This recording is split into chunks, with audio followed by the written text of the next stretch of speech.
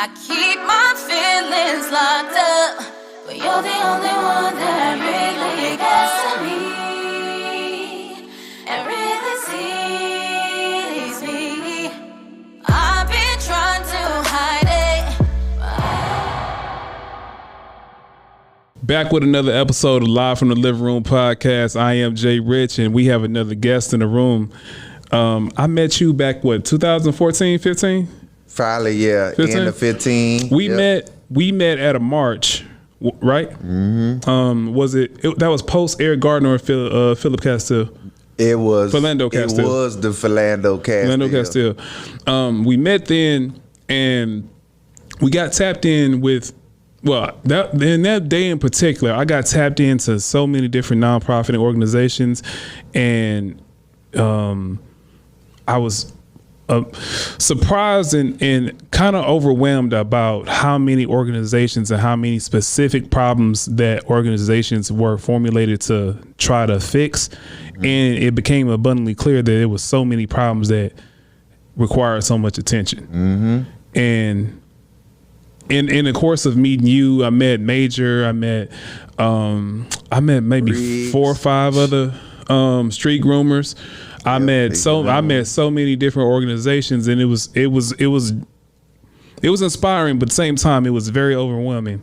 Now, what I've learned about you in the time that we first met to now, you're like a person I like to call a slasher. And what I mean by that, you don't have just one title. You're a man that, like a Renaissance man, that has so many different things. I didn't know this until last night. Oh, okay. Dating coach, actor. You gotta say actor because he's a little bougie. That's the bougie side come out. Bougie. Actor, personal trainer, and what I know you for, activism. Did I miss any slashes? Now we got to add on professional driver, truck driver. Okay. About to get my CDL at the end of the month, but that was a job I had to pick up due to the Rona. Okay. But no, that's pretty much it. Yeah, the training, the coaching. Patrick Newbill, everybody. Yeah. Patrick Newbill. Yeah, I do what I can, man. I'm a man of the people. Modern day Slash. Man, we gonna call him Slash today.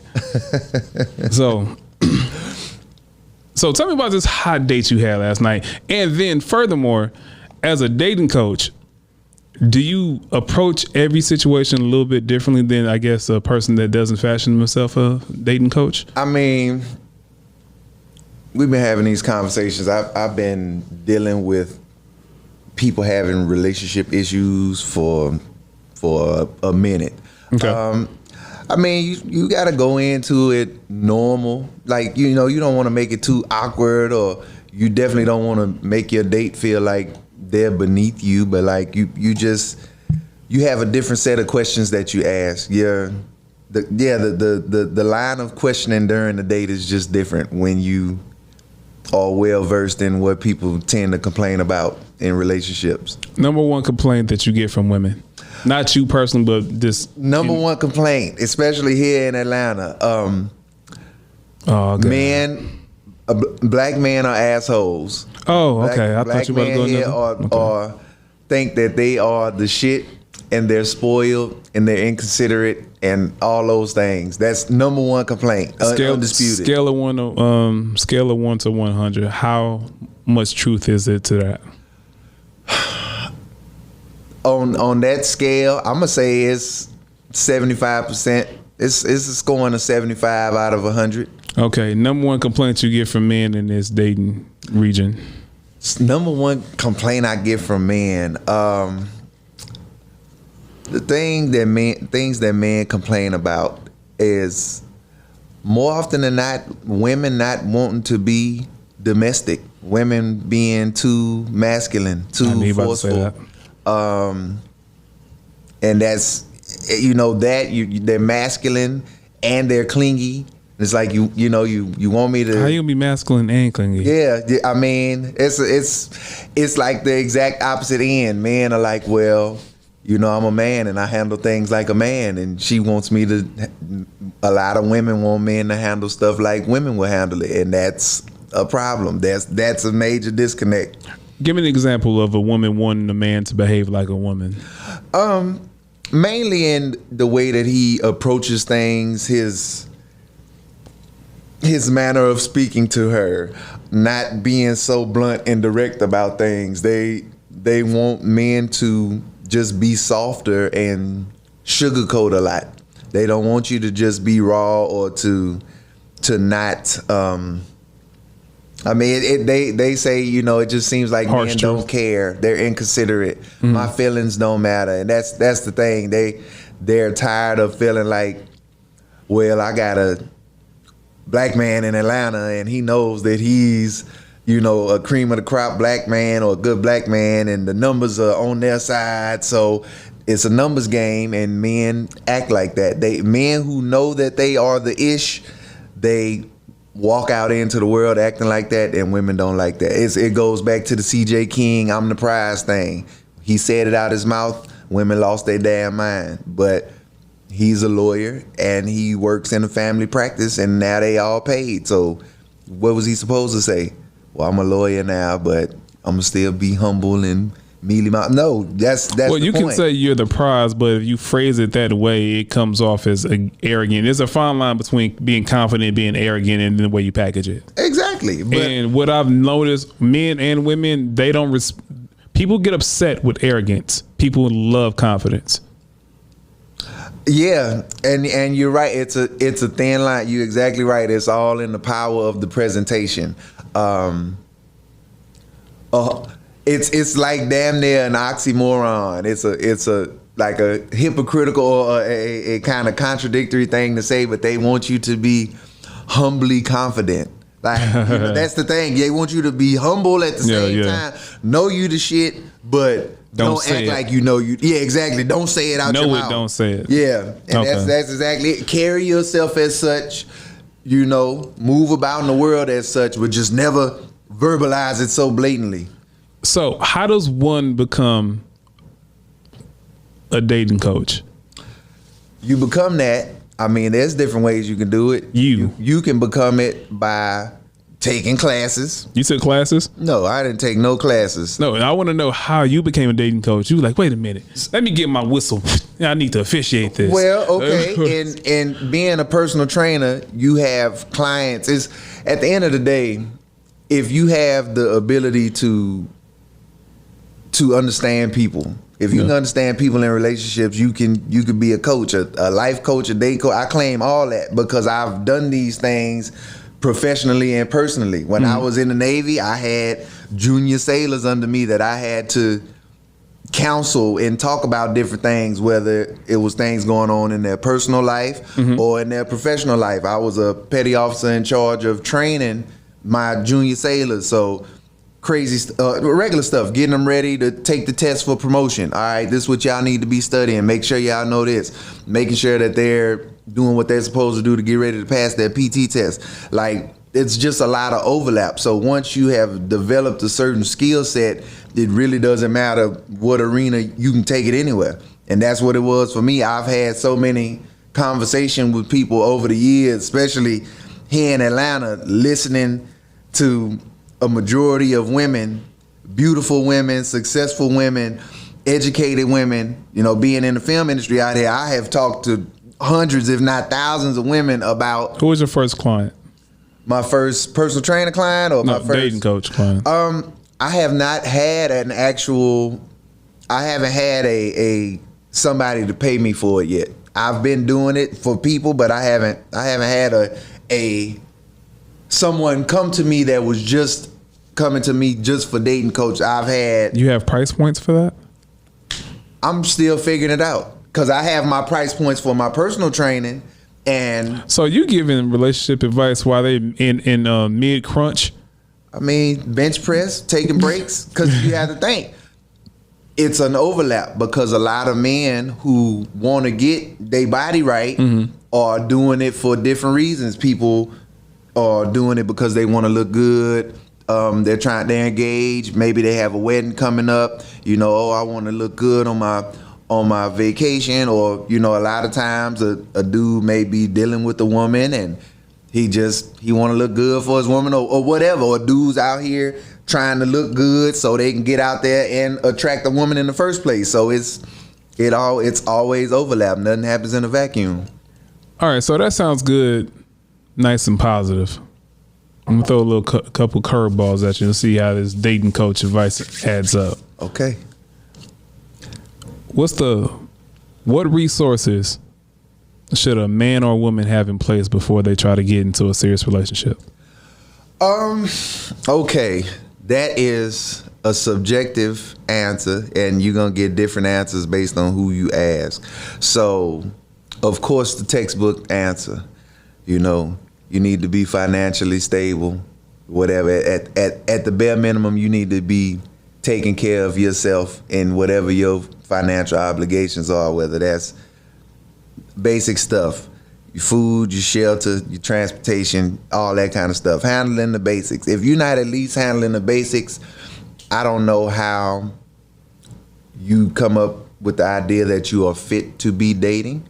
But I mean, this is a major metro area, so now even transportation can include. I'm including public transit in that. If you had the freedom to move around and get where you need to go, because people do that. Okay, I'm not knocking that. You don't have to have your own vehicle per se. We got train, we got buses, we got Uber, taxis, etc. So okay, if you handling that, all right. But if you're begging, if you're a needy person, you can't come into the relationship begging, right? I don't believe in that. Okay. That's not something I would do. That's not something I would suggest. All right. What about people that live with each other before marriage? Yes, no. I would never do it. The most that I would do, because I understand the nature of women, and women are emotional, and sometimes they say things and let genies out of bottles that they can't put back in. And my thing as a man, I always said a woman would never be able to tell me, get the hell out. A woman would never be able to put me out of any place. Mm-hmm. So that's why I decided that in my 20s that I could never live with a woman before we were married. I think that if you want to simulate that experience, the best way that you do that is, you spend a lot of weekends together. Spend weekends, do the week, whatever. Y'all got extended off days and all that. It's holidays. Spend a lot of time together, because you're gonna learn if you can deal with that person. Yeah, in that you don't gotta live together. Like I would never do that. What can men do better? Listen and respond instead of reacting. Clarify the difference for those that don't know. So men react sometimes, and this is what a lot of women say about the whole, oh, you don't care, he's so nonchalant, men are a-holes. These women out here getting with guys that they think are attractive, guys that are successful, that have a nice livelihood, got a little money, whatever. But they say, again, going back to the confidence and the arrogance thing, oh, well, they're so arrogant. So just to put a little love on your messages. That's it. Put a little more finesse and a little sweetness. Just, you don't got to sugarcoat too much, but just a little pinch of sugar on your responses to not take off some of the harsh edge. It's like men respond to women like, this is my first time ever saying it like this, but this makes sense to me. A lot of men respond to women like a shot of liquor. Don't be a shot. Be a mixed drink. Be, have a blend. I like that. Yeah, don't be a shot. You just want to be a shot of Hennessy straight to the head. Like everybody can't take that. Or Bacardi 151. Everybody can't take that. Yeah. Be a beer, be a Seagram's, be a Bacardi, whatever, Yeah. All right, so I saw something that you posted. It was a girl that apparently she posted a fake receipt from a date. She posted a fake receipt from a date, and I guess it was supposed to say the guy who took her on a date and his card was declined, and she was basically trying to clown the guy. In the following swipe, I saw that someone said, they know the code because they work in that industry, and that code says someone put the wrong debit code in, right? Or it could be something simple like that. Opposed to not insufficient funds. So they were called out for doing that for clout, trying to clown men, or I guess clown the last guy that's associated with her.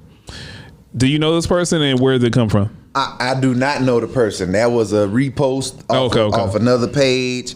Was that Atlanta based? I actually think it was in the UK. Because looking at the area code, because they had the phone number for the business at the bottom of the receipt, I think it was UK, but it definitely wasn't America. Okay, it started with a 0. Yeah, you know that ain't. We don't have nothing started with a 0. So what's your take on that? I mean, again, we are living in a time now where, you know, we have certain personalities coming out, getting a lot of shine. There's a renaissance happening with men trying to assert themselves out here. Call it a renaissance? Are you referring to the red pill community? I mean, I don't know if I would say that, because I don't even consider myself a red pillar. I am a part of the black manosphere, but I don't agree with a lot of red pill stuff. I'm not MGTOW. I'm not cis-BIM. I'm not, and it's another one I think somebody. What? Hold on. What in a what? MGTOW. What's that? Okay, acronym MGTOW. Oh, men going their own way? Yes. Okay, what's the other one? SYSBM.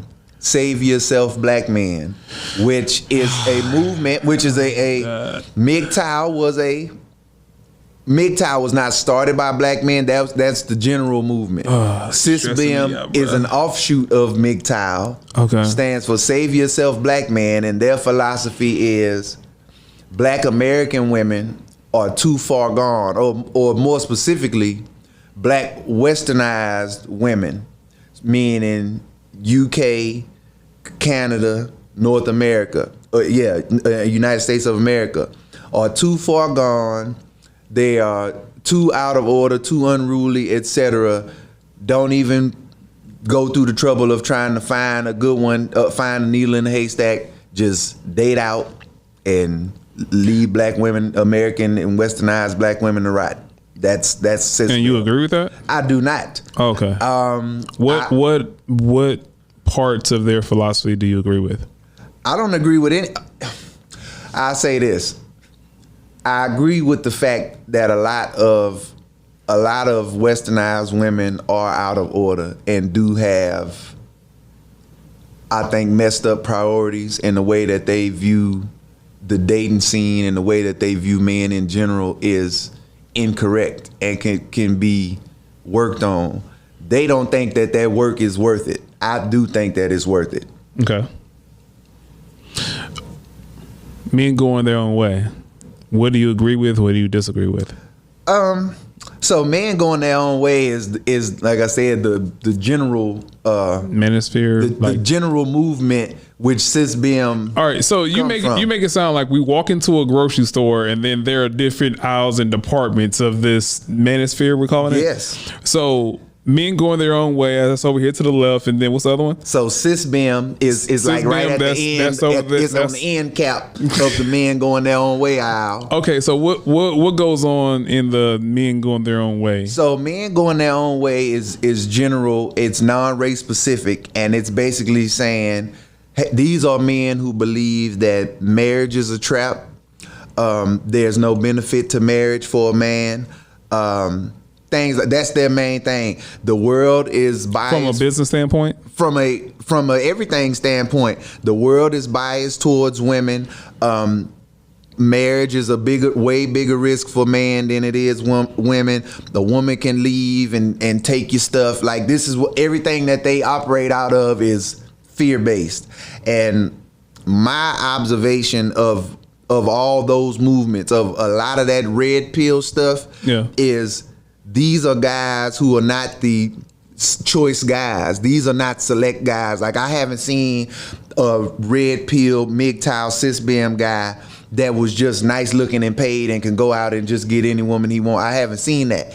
The men who tend to populate these areas and these forums and arenas are the men who basically they're bitter. They are not able to get the kind of women that they feel that they should get. So you have different versions. So basically they created a He-Man Woman Haters Club. It is definitely He-Man Woman Haters because I work in tech. I'm this, I'm that. I make this much money. I'm a high earning man, which is not to be confused with the, newly, not new term, but newly popularized term, high value man. Okay. I'm a high earning man. I should be able to get blah, blah, blah, whatever woman I want. Not understanding that mouthpiece personality. Yeah, you can't be an awkward incel and I'm paid, so I should just be able to pull a model. It just don't work like that. If there was ever a time it worked like that, it doesn't work like that in 2021. So get your swag up. I could venture to say that they have a point of view with money. Money grants you access to people, but it doesn't influence people to stay. Well, okay, but that's the point. But I'll say this. The same thing I would say to women. There's a difference between having somebody that wants to date you versus getting somebody that wants to marry you. Yes. And some people don't understand the difference between the two. So, okay, but for these particular guys, it's not even a case of that. Like, they're not even able to get the date. Yeah, they're not. That's what I'm saying. I'm sorry, but if you got a bag, I don't care if you a 7, 5, 6, or anything below a 7, and you got bag, like your mouthpiece got to be so trash. But that's what I'm saying. Because you can say nothing and at least get a date. Yeah, but can you get the 9, the 8, 9, 10? Can you get the Beyoncés and the Rihannas and the Kelly Rowlands of the world? Because you're right. They can get a date.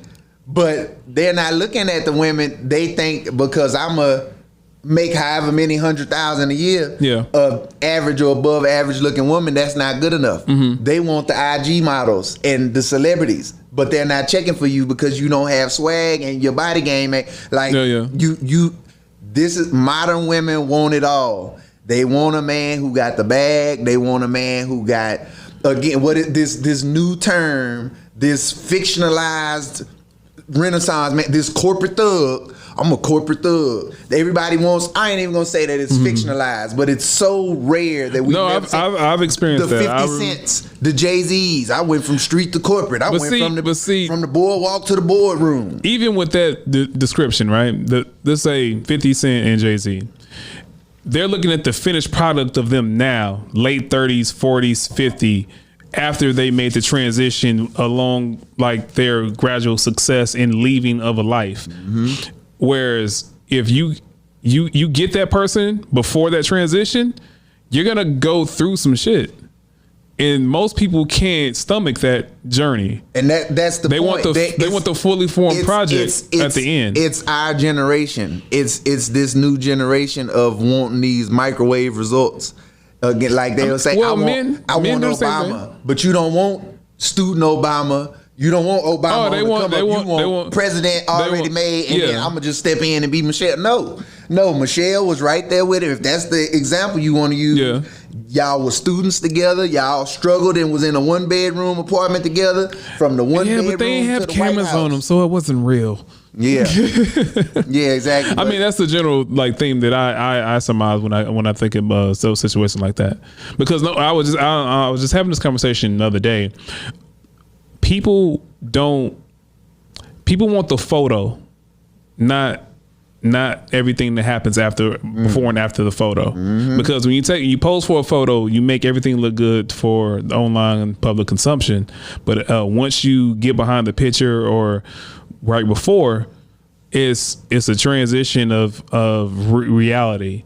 There's compromise, constructive criticism, learning one's nuances, idiosyncrasies, habits, learning things about yourself that are uncomfortable. A lot of uncomfortable conversations come with formulating a solid relationship. Yes.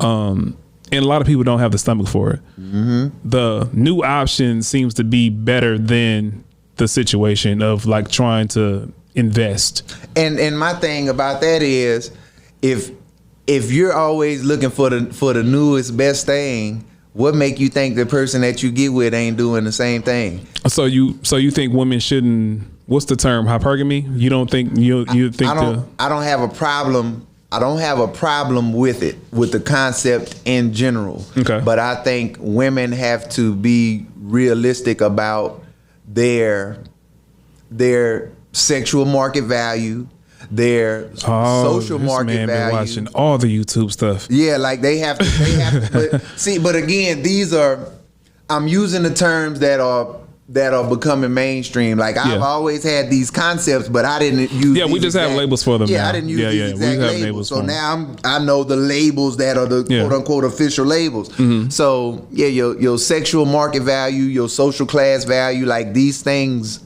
matter. So for the women who may not be as attractive, but they have the education and the money and this and that, like. You think you deserve a man of a certain level because you make a certain amount of money, and the world just don't operate like that. Yeah. Men are not. Well, that speaks to the masculine energy that you talk about with the women carrying. They think like a man, so they think they're gonna date like a man, and we don't pursue relationships in the same way. We do not score the same. Exactly. Yeah. We do not. Our score sheets don't even look the same. So yeah, it's that's definitely one of those things. But I mean, hypergamy in itself, yeah, everybody wants a come up. I get it, but it's like, I guess being a black man and knowing the dynamics of America, depending on who you ask. There's either 2 million more black women here than us or 4 million more black women here than us, depending on the stats. Are you about to sell everybody on polygamy? I can try, because I'm still trying to sell myself. But wait, you want to be polygamous? I don't have a problem with it. There's a video going around right now with a young black girl that has conversations about it on Clubhouse, and she made a good case, and the thing that I've always said is a lot of women out here living polygamous anyway. Well, you may not know it, and if that make you feel better, okay. Well, I wouldn't call that polygamous. I mean, you just sharing unknowingly. Well, that's my point. Yeah, you in a. So what I've learned about polygamy, and because I've had this, I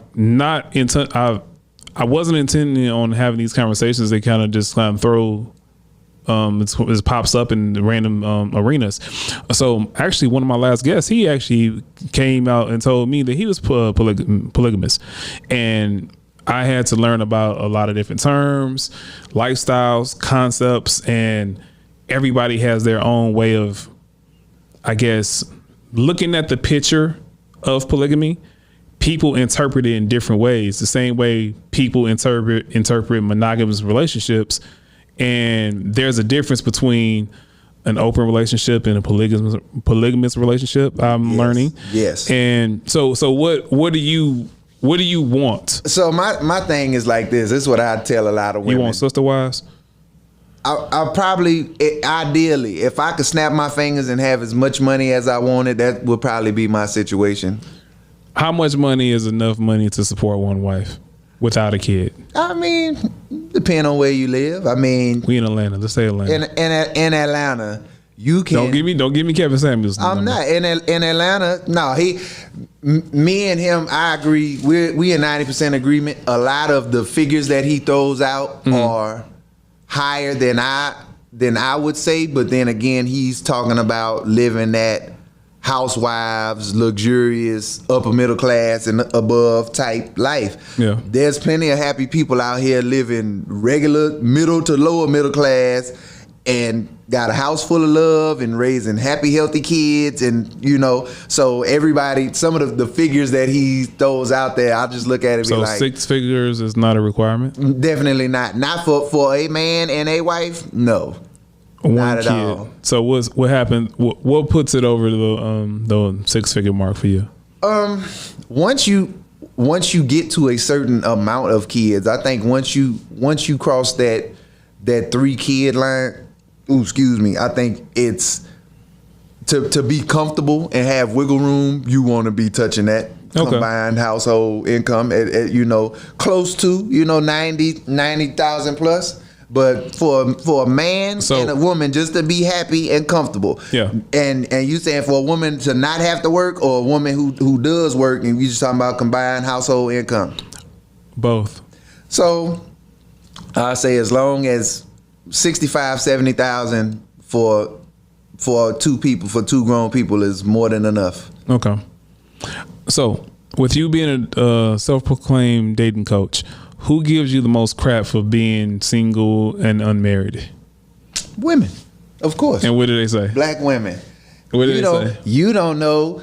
How can you say same thing like they say? Tell Kevin. How you gonna tell me about us? But my thing is, how are you going to tell me when I'm out here having the conversations like you doing don't market know research the complaints that men have? That means he's being a thought.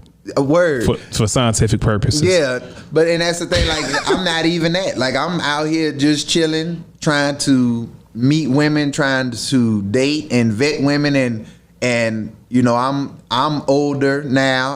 I've had some experiences that have made me want to get really serious about finding somebody and getting a wife and making babies and doing it. Like I'm ready for all that.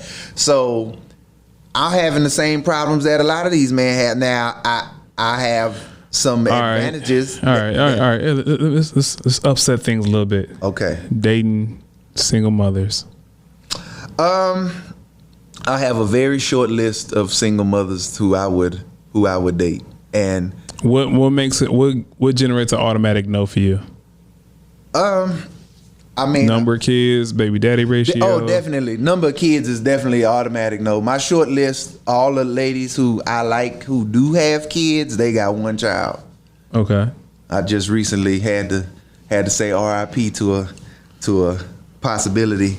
I had to kill a dream because she just had another baby. But wait, she didn't just have another baby. She had another baby. No, she didn't just have another baby. I mean, she was in a whole relationship or something, or a situationship. Whatever, however it happened.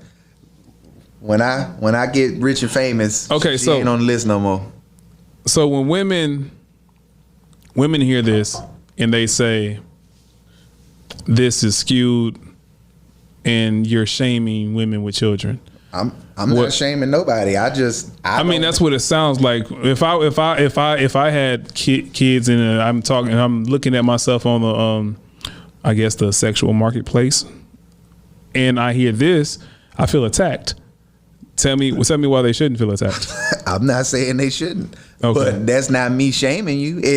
Your baggage is your baggage. You don't get to decide what your baggage is worth. We get to decide that. If you want to decide that for yourself, date yourself.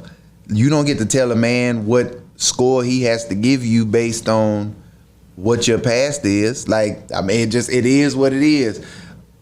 Men today are not the men of decades past. Like the being a stepfather thing is not.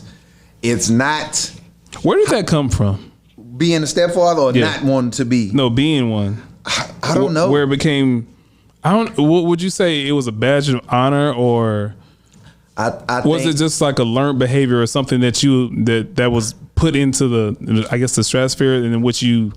I think men became normalized. Men felt stuck. I think men felt stuck, and even then, it wasn't as prevalent. There weren't, when it first started happening, there weren't even as high a percentage of single black mothers as it is now. But I think it happened, and a lot of people grew up with that, and then they felt like it was supposed to be the normal thing and the acceptable thing. Niggas love this toxic shit, man. And today are like, no, I want my own babies, and I'm gonna raise my own kids. And for the men out there making babies and not doing nothing for them, they don't get no clout, no respect. They are out here being the biggest part of the problem, because you're out here running through women making babies, and now you are diminishing the dating pool for the rest of us. Wait, one second.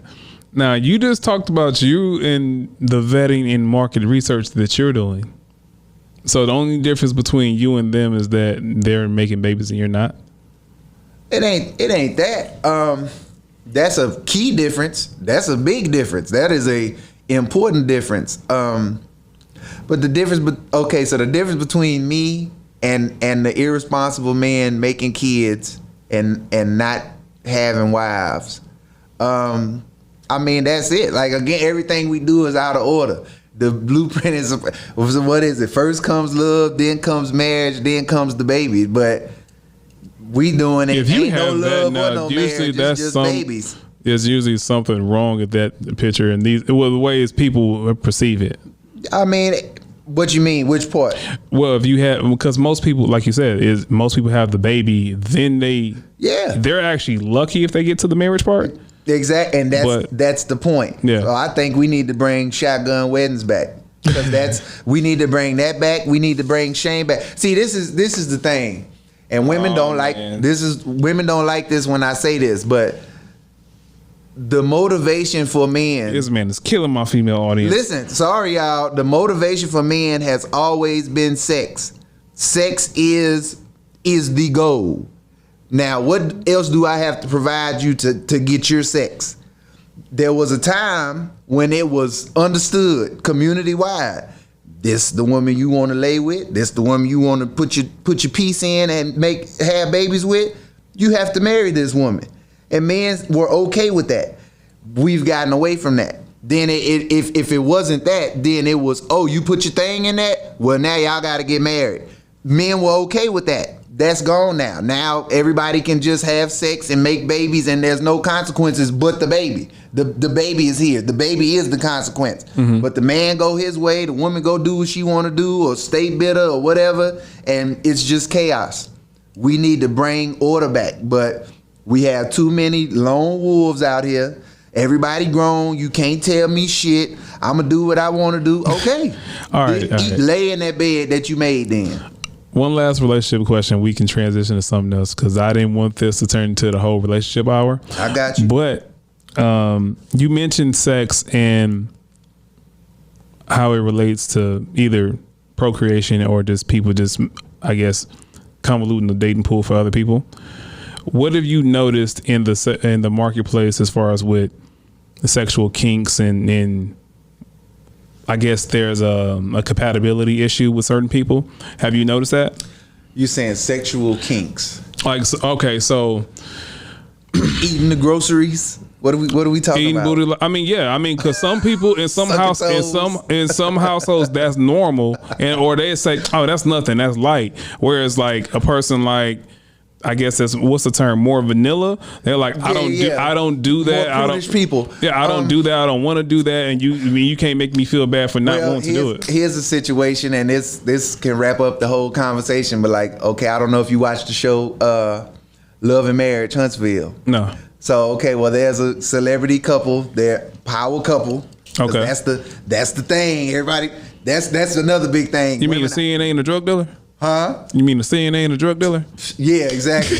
But that's everybody wants to be the power couple, and we're gonna make an empire. Look, newsflash: a lot of y'all gonna be regular people and have businesses to pass down to your kids, and ain't nobody outside your circle gonna know your name. Like everybody want to be Jay-Z, Beyonce, Will, and Jada. Like, no, that's the elite of the elite. Yeah. To just name your name, just ring bells everywhere. Like, people might know you in your city.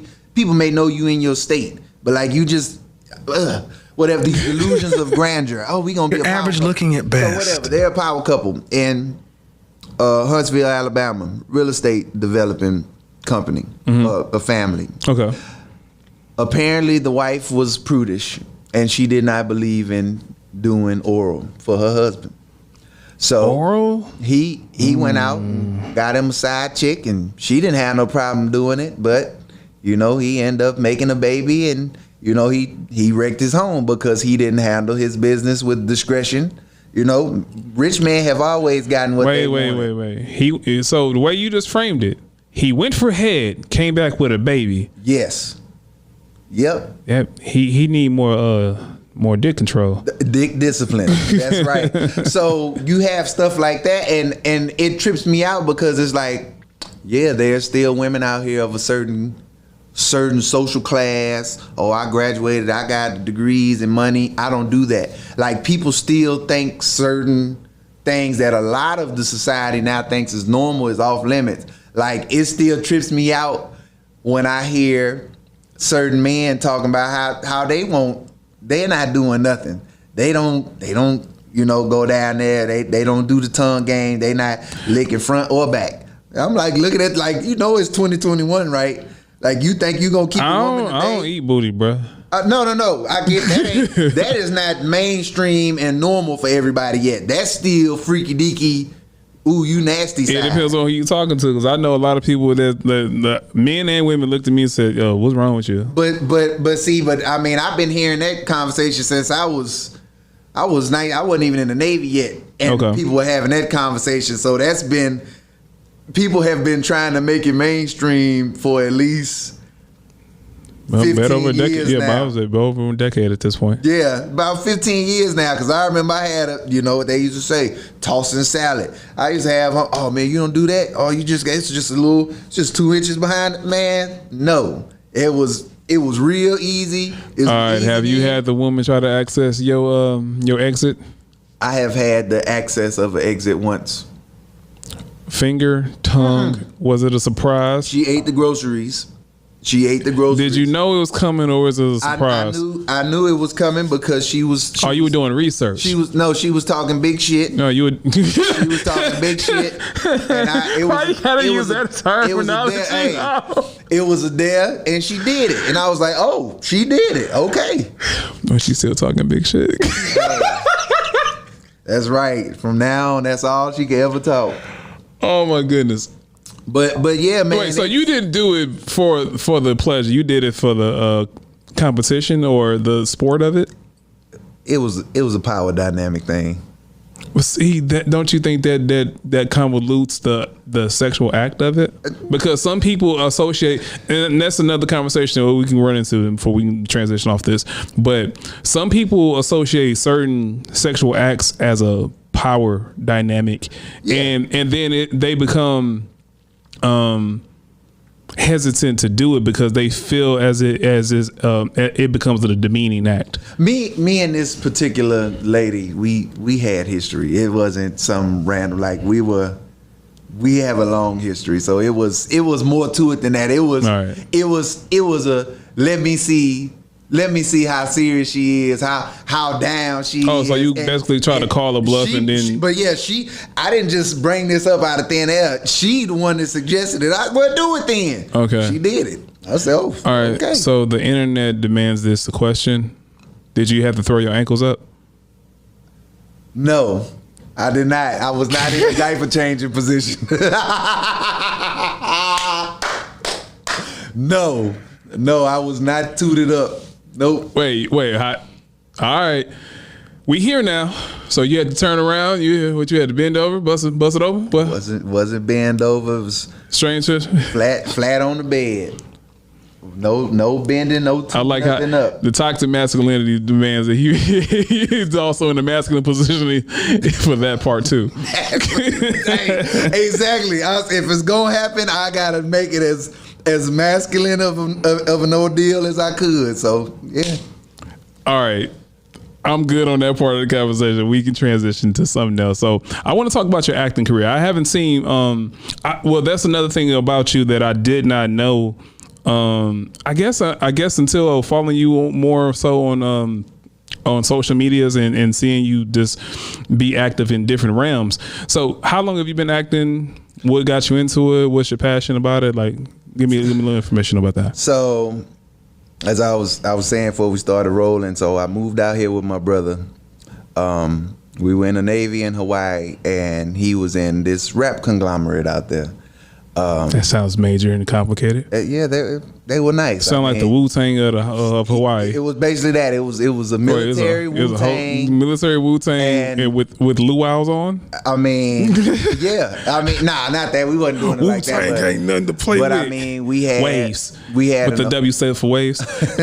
We had an award-winning producer out there who was in the Army. A lot of the artists out there were in the Army. We had some guys in the camp that Jermaine Dupri was looking to sign. Okay. And some things happened. They end up getting deployed and their contract fell through. But like, these guys were talented guys. This was a real talented, like nobody was messing with this particular camp. Okay. And, people started getting out the military, coming back home. And once people started trickling back over here, even when the ones who were still in the military, everybody was supposed to, get the band back together and we're just gonna do our thing. So at that point, I'm not a rapper. I can rap, but I'm on the team. I'm street team. I'm crew. That was when I first got the taste of the showbiz bug. Okay. So then I got another brother. He was in the Navy too, and when he got out, he was doing it big in Houston, doing shows around the area, hosting competitions and building a buzz. And I did street team stuff and sound check and all the promotion stuff. Go in the club, putting out flyers, making sure stuff is right. So I got the bug for that too. And then, but when I moved here with my other brother, and his musical stuff didn't end up coming to fruition. He got, disillusioned with it. And I was like, well, I already got the bug, so I'm finna figure out how to get into this show business thing myself. And then start doing movies, regular background stuff. My first movie was Let's Be Cops. I think I done been more police officers. That is so ironic based on what I know you from. Yeah, Let's Be Cops. My first major. How you go from Let's Be Cops to time. Cop Watch? Yep. Like I say, I had no idea at that time that I didn't know, BLM wasn't a thing yet. I didn't know nothing about. Oh, we're gonna get into that. We're gonna get into that. So yeah, I mean, it was just, but yeah, from one movie to one TV show, from regular background to featured background to military. Then you got people telling me that I need to get into doing stunts. So it's just been a transition. I got some connections now. I got SAG eligibility. Like, I have a lot of things. I just gotta work on getting me an actual speaking role in something. And yeah. What is the craziest audition story that you have thus far? I mean, I guess crazy audition. I went in, I did an audition, and I self-censored. Like, I was supposed to be a drug dealer, and I was supposed to take. Wait, hold on. I just got this picture. So you went in to audition for a drug dealer role, and you self-censored like you were on BET cleaning up an R-rated movie. And then I told the brother lover he better have my bricks. Did you say brother lover, mother sucker? I definitely didn't say brother lover or none of that. So on the paper, I take a bump of coke. So they was like, you took the best coke hit all day. Yo, did they just compliment you on your coke taking skills? This is great. Yes. Tell me more. Like, I've never done any kind of nostril drug in my life. You're like, oh my goodness, he's like a method actor. Yeah, I'm driving, because I remember I'm driving. I had memorized the script. It was like Was it a key bump, paper bump? It was off my fist. I took it out the vial, blue, hit it. I hit it. Shook my head, did all that like a real dope fiend. They was like, yeah, he took the best bump of the day. The best bump of the day. Yeah, but so my son was in the back seat, and his white friend was in the back seat. This is the scene. So, and you told that brother lover? Apparently, no.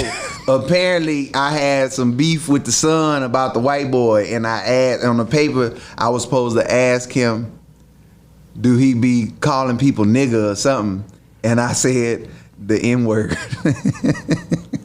Drug dealer on coke that's afraid to say the N-word. But see, this is at the beginning of my journey. I'm not thinking. Look, just be authentic. We're gonna go in another direction. Yeah, I'm in here. We're gonna go in another direction, but I want you to come back because you take good bumps. You take a great bump. Take great bumps. It's like, oh yeah, we'll be calling you because I know they laugh. Like soon as I said it, the one dude, his face broke. Hey, at the end of the day, I don't know this guy, but Kelly, let him know that's my favorite N-word. What? And that was it. What? I didn't say it. Like you said. I didn't say it. From great coke bumps to self-censoring and saying the N-word. That's funny. But see, being in the film industry, having those conversations, it was just a force How of many habit. times have you had a white person tell you to act urban, more black?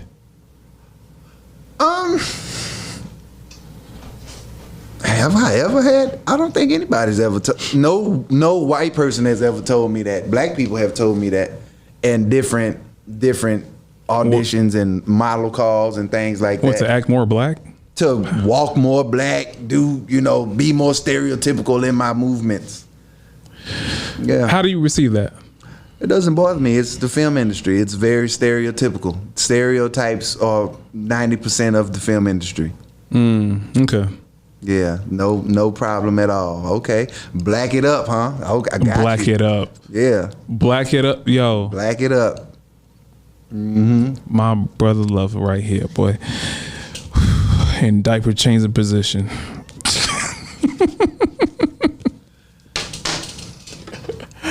Oh my goodness. I never saw this coming, but we're here now. We're here now.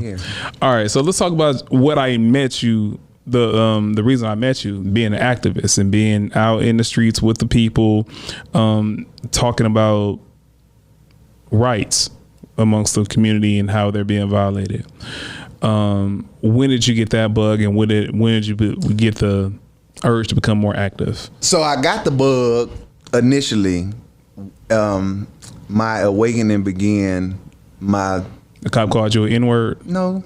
Brother lover? Nope, none of that. My last year. You said I saw you walking. You really blacked that up. my last year and some change in the military.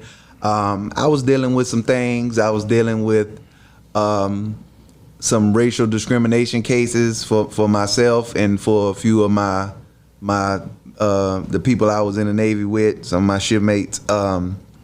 And just seeing that some things happened in Hawaii that the government wanted to keep secret, and I know that there should be, the real life consequences should be starting to pop up right about now. But just seeing that, I started getting into conspiracy theories real heavy. I learned about COINTELPRO and what happened with the Panthers, and a whole lot of stuff. So doing cocaine off your knuckle can do that. I'm sure there was a lot of coke off of knuckles back then. But yeah, I mean, I wasn't. All I did in the Navy was drink. I didn't do any drugs the whole time I was. I'm joking. But yeah, like getting into that, and then I started getting angry, and I started paying attention to stuff because I was the All-American black boy, a Boy Scout athlete. Like I did all of that. So yeah. I was the regular patriotic. I won't say token. I was never anybody's token, but I just was. It's America, and the government loves us, and why would the government do that? Like I believed a lot of bullshit once upon a time, and once I became. You got your awakening. Yeah, once I got my way, I was like, that was all. What they did? What they did? Who they did this there? Blah, blah, blah. And that's when I got on learning. I made up my mind a long time ago. I was like, so after everything I've read, there's nothing that's ever going to fix this but reparations. Everything that we do that's not reparations is a nice gesture, but it's ultimately pointless. It was like reparations is the only way. And from that point, I just started thinking, how do we get this message to be the message? How do we get as many black people on board this message as we can? And that's how I got into activism. My first event I ever went to, activism-related event, was the Mike Brown or the Trayvon Martin march they had around the CNN Center.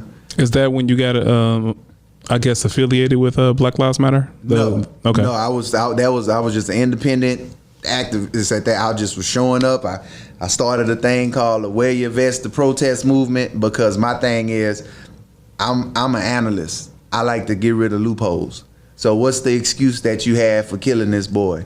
Oh, because you saying he had a hoodie on and it was nighttime and it was dark and he could be a thief. Well, guess what? If he had this bright, shiny orange reflective vest on, would you have still had that excuse? So that's what I was. There's actually a little bit of foreshadowing because were you aware of the yellow vest protests overseas? I do. Yes. Yeah. When that happened, I laughed. Okay. But yeah. Because that was in France. I believe so. Yes. With the taxi drivers and all that. Yeah. No, there's all citizens. They were upset with the gas prices and the utilities, additional taxes. Yeah, the yellow vest protest. But it was interesting that when that happened, I was like, but I was on a campaign. I probably gave out like 100 vests. You know, I did what I could, but I've given vests out to black and brown boys that live in the suburbs because, hey, guess what? You're in the suburbs. So if they see your non-Caucasian ass walking out here, you got a higher probability of catching one of these slugs than a white kid. Yeah. And that's what I was doing. So I did that for a while. My mom was trying to get me on some different TV shows. She was sending me to Ellen. Ellen, have my son on, and you know, whatever. It didn't go nowhere, but that was me trying to do something and spark a change. And then after that, I went to the Justice L's rally, the anniversary of the Million Man March. Yeah. That was the most people I've ever been around at one time. That was great. That sounds so weird, you know, coming from out of COVID. Just that mass of people in the gathering. I'm sorry. It just kind of just it was like amazing. large groups of people still kind of give me anxiety at this point. I feel you. But yeah, and I got into that, and after that, because I already knew Major from we were film buddies first. Okay. And I used to talk to him about activism and these conversations, and he kind of was, you know, hush hush about it because he still was on his I can't rock the boat. I'm trying to elevate in the industry. So I can't certain things. I'm just not gonna talk about. Well, I want to ask you about that. Being an activist and being in certain positions where you're trying to gain entry and being associated with something that is very divisive, that can be really problematic, especially when you're trying to attain certain positions and jobs or just do business in any type of spectrum, right? Have you ever seen or lost a situation based on your activism? If I have, I don't know about it. Okay. Yeah, if I have no idea. I don't feel like I've missed, like anybody has ever went to my social media and was like, oh, he supports Black Lives Matter. We're not gonna let him be in this. No, I have never experienced that. No one has ever expressed that to me. So, I don't know. I mean, it could be a problem, and if it is, then it just is. But I'm not gonna stop doing what I'm doing. Not gonna stop supporting what I support. So, you just brought up Major, and I met you guys at the same time, same year, same setting. For the people that don't know, can you explain who Major is? All right. So we say Major, Sir Major Page. Sir Major Page. He is an actor, a model, proclaimed by some to be the world's sexiest albino, a very controversial figure, to say the least. Yeah. Passionate, but reckless, and overly emotional at times. But a good dude. I love him. He's dealt with some hardships. I believe he's dealing with some legal stuff now. But When was the last time you spoke to him? It's probably been 3 months, three or 4 months since I've spoken to him. Is he still in Toledo? I do believe he's in Ohio somewhere. I don't know if he's in Toledo, but I think he up there. Yeah, he ain't down here. So can you explain what his because I met you guys and he was telling me I need to be a part of Black Lives Matter, which I came to find out that he was trying to rebrand it in his own chapter, so we say. So he was calling it Black Lives Matter Greater Atlanta. Yes. And he was trying to make me a part of the establishment. The organization. And then I was dragging my feet because I kept saying something doesn't quite fit right here. And I was already having my issues with looking at things that certain organizations were doing. And I didn't want to be affiliated with certain organizations, not even that one, but just any organization in general, until I found out more about them and how they operate and what they stand for. Because if history tells us nothing, it tells us about patterns. There are a list of laws, groups, and that have phrases that say one thing, but behind closed doors, it does the total opposite.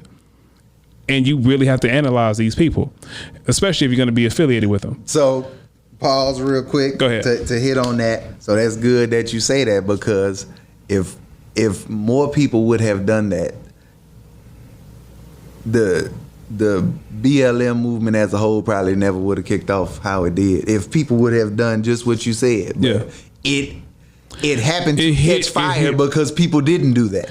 But I mean, it's great marketing though. Yeah. A lot of things like in said, politics. The words, Black Lives Matter. Right. Who doesn't? Right. Who isn't gonna throw money into that and throw support behind that? And then once you think about the mission statement of being in meetings, as we've talked about, it's like, oh, this is not a black organization. This is something different. And that's very controversial to say because the organization itself is so big at this point. And now you cause another problem because like a black person doesn't support Black Lives Matter. And now you have to clarify, you're not aligning yourself with Black Lives Matter, the organization, but you still stand with the idea and the phrase that Black Lives Matter. To the person trying to get peace and understanding of their neighbor that may not look like them, that is very confusing. Well, I mean, when you have people who some would call chaos agents who think that they have the right, I like that term, to gatekeep who can be in the movement and who can't, because they would tell you, well, if you don't believe in what we stand for in our mission statement, you can't believe in the phrase, in the motto, whatever. They will tell you what your beliefs are. All right, so you're speaking very vaguely. But I want to ask you, does that mean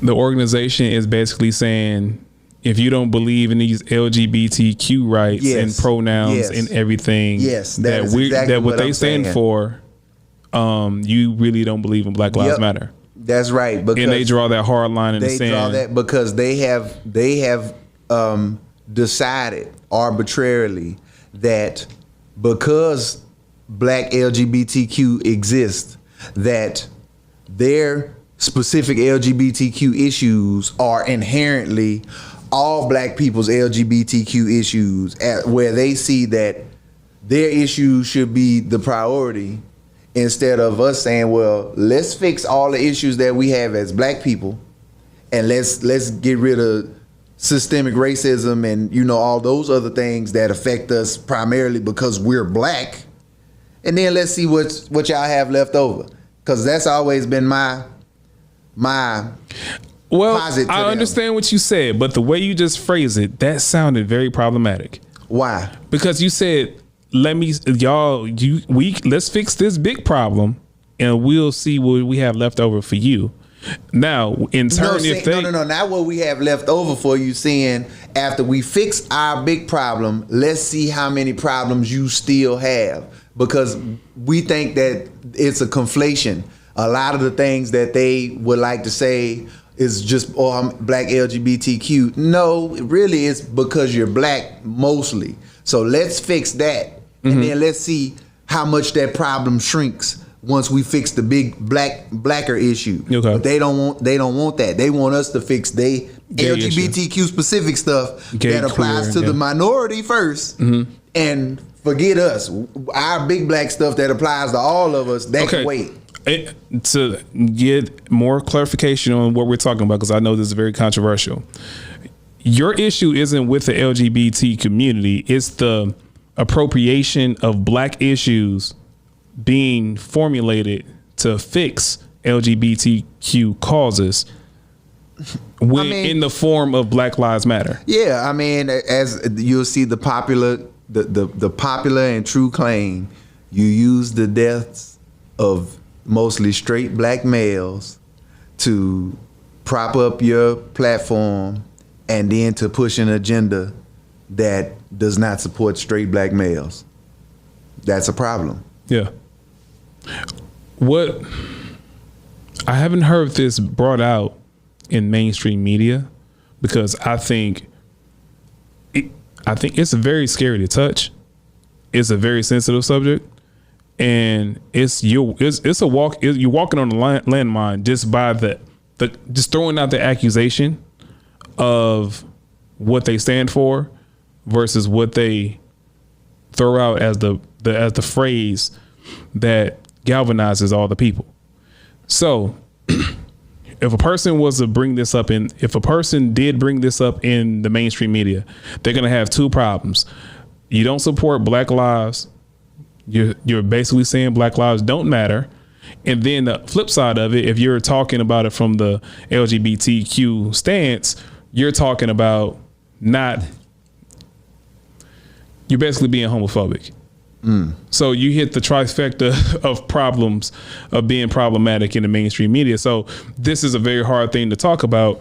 I haven't heard black people or white people talk about this in the mainstream media. It's always about funds. So what do you think because how convoluted that pot is, that is the problem why no one talks about it, or do you think there's another reason? I think it's primarily that. It's primarily that because the propaganda has worked. The marketing strategy has worked so much.